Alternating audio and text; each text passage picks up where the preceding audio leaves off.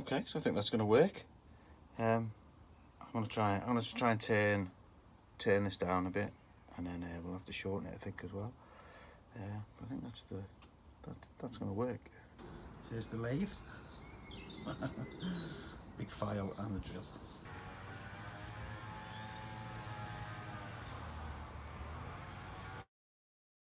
So the right hand switch gear is pretty rough, so what I'll try to do is I've actually got another set with a broken start button, so we'll try to make a good set out the pair. So first of all, let's fix that broken start button.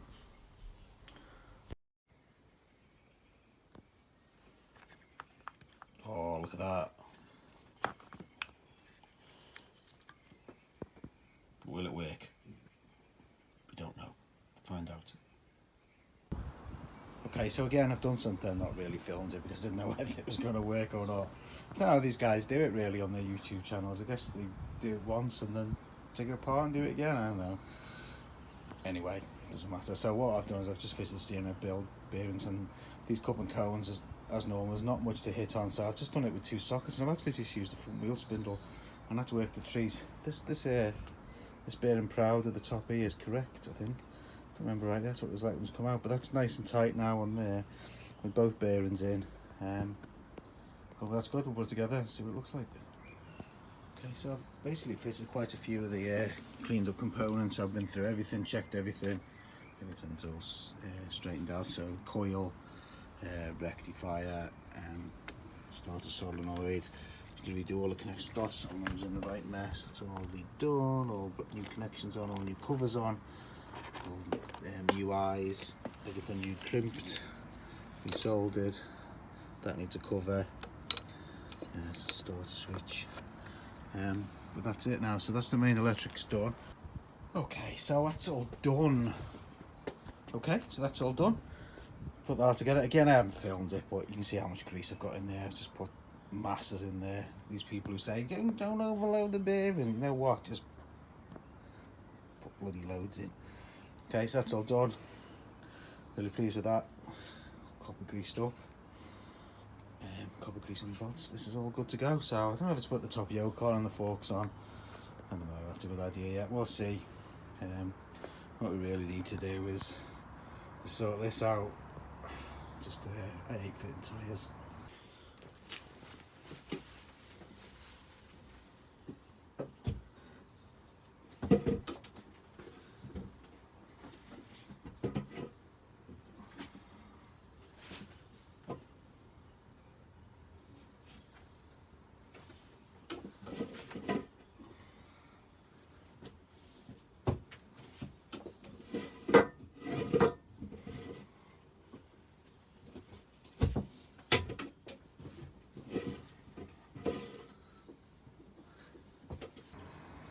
Wheel off.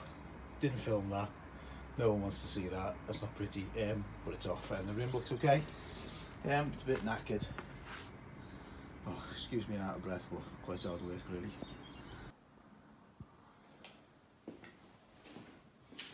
Took some real cleaning up this. The inside of the rim here was pretty bad, especially around where the valve went through. Obviously with the tube tyre, it lets a bit of water in and got itself into a bit of a mess really. So I'm really glad I took it apart actually and cleaned it all up.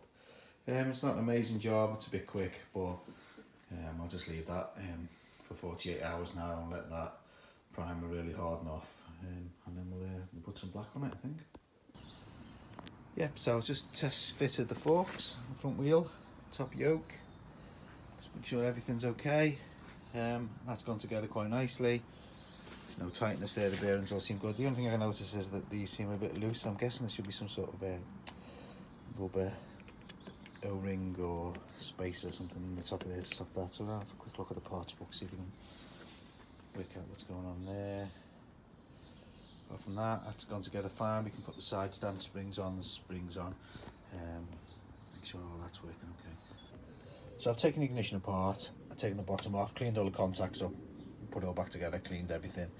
Some nice new stainless bolts to go in there. It should be nice and strong, and we'll bang that on. One thing I notice in other YouTube videos is that they very, very rarely use any copper grease or anything to assemble stuff. Now, I don't know why that is, because, come on, focus. Maybe you just don't want to get their hands dirty for operating the phone, but I tend to use copper grease all the time on bikes, virtually every fastener. I can't think of where I wouldn't use it when I want lubrication, but if I'm putting steel bolts into aluminium, absolutely 100% I'll be using copper grease.